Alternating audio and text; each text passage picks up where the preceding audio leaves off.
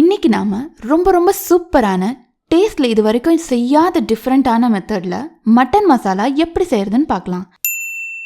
Pan நல்லா சூடானதும் ஒரு 2-3 துண்டு பட்டை, 6-7 கிராம்பு, 2 ஸ்டார் பூ, 1 டேபிள் ஸ்பூன் சோம்பு, 1 டேபிள் ஸ்பூன் மிளகு, 1 டேபிள் ஸ்பூன் சீரகம் சேர்த்துக்கலாம், 1 டேபிள் ஸ்பூன் தனியா சேர்த்துக்கலாம். இப்போ இதெல்லாம் சேர்த்துட்டு கலர் மாறுற வரைக்கும் நல்லா வறுத்துக்கலாம். 5 நிமிஷம் வரைக்கும் நல்லா வறுத்தாச்சு. நாம சேர்த்திருக்க ஸ்பைசஸ் எல்லாம் கலர் மாறி இருக்கு பாருங்க.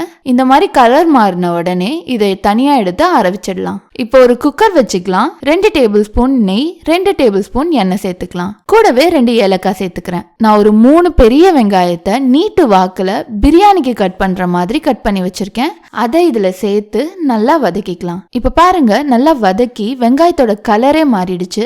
இப்போ இந்த டைம்ல ஒரு 2 டேபிள் ஸ்பூன் இஞ்சி பூண்டு விழுது சேர்த்துக்கிறேன். இது கூடவே 2 முழு பச்சை மிளகாவை லைட்டா கீறி இதுல சேர்த்து நல்லா வதக்கிக்கலாம். இப்போ பார்த்தீங்கன்னா நான் சேர்த்துருக்க இஞ்சி பூண்டு பேஸ்ட் வெங்காயத்தோட நல்லா மிக்ஸ் ஆகுற அளவுக்கு நல்லா வதக்கிக்கிறேன். இப்போ ஒரு 3 பெரிய தக்காளியை நான் நீட்டு வாக்கில் கட் பண்ணியிருக்கேன். அதை இதில் சேர்த்து நல்லா மிக்ஸ் பண்ணி நல்லா வதக்கிக்கலாம். இப்போ நம்ம சேர்த்துருக்க தக்காளி நல்லா மசிகிற வரைக்கும் நல்லா வதக்கியாச்சு.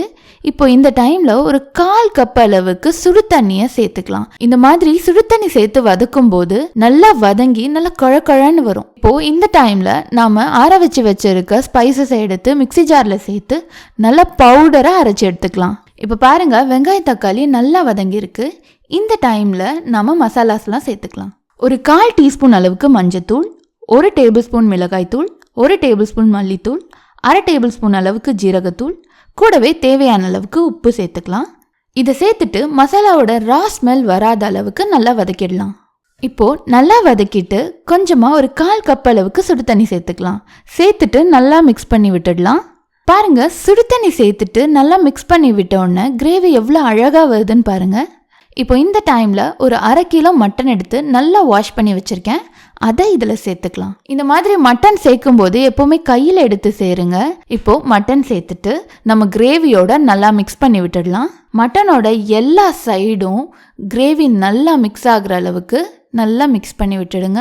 இந்த டைம்ல ஒரு 1/2 கப் தண்ணி சேர்த்துக்கலாம். தண்ணி சேர்த்துட்டு இதே தண்ணியிலேயே ஒரு 5 நிமிஷத்துக்கு மட்டனை நல்லா வதக்கி விடலாம். இப்போ இந்த டைம்ல நம்ம அரைச்சி வச்சிருக்க மசாலால ஒரு 2 டேபிள் ஸ்பூன் மசாலா சேர்த்துக்கலாம். இந்த மட்டன் கறியில இந்த மசாலா சேர்க்கும் போது கிரேவி ரொம்பவே டேஸ்டா இருக்கும், ரொம்பவே வாசனையாகவும் இருக்கும். இப்போ மறுபடியும் ஒரு 3/4 கப் தண்ணி சேர்த்துக்கலாம். சேர்த்துட்டு நல்லா மிக்ஸ் பண்ணி விட்டுடலாம். உப்பு காரம்லாம் செக் பண்ணிக்கோங்க. இப்போ நல்லா மிக்ஸ் பண்ணி விட்டுட்டு தேவையான அளவுக்கு கொத்தமல்லி சேர்த்துடலாம். இப்போ மிக்ஸ் பண்ணி விட்டுட்டு குக்கர் மூடிட்டு ஒரு 5 விசில் விடலாம். 5 விசில் முடிஞ்சிடுச்சு. இப்போ கிரேவி எப்படி இருக்குன்னு பார்க்கலாம். நல்லா சூப்பராக வந்திருக்கு. கிரேவியில இருந்து எண்ணெய் நல்லா திரிஞ்சு வந்திருக்கு. இப்போ இதை நல்லா மிக்ஸ் பண்ணி விட்டுடலாம். அவ்வளோதான், நல்ல ஒரு சூப்பரான வீடே கமகமன்னு மணக்கிற மாதிரி ஒரு மட்டன் மசாலா ரெடி ஆயிடுச்சு.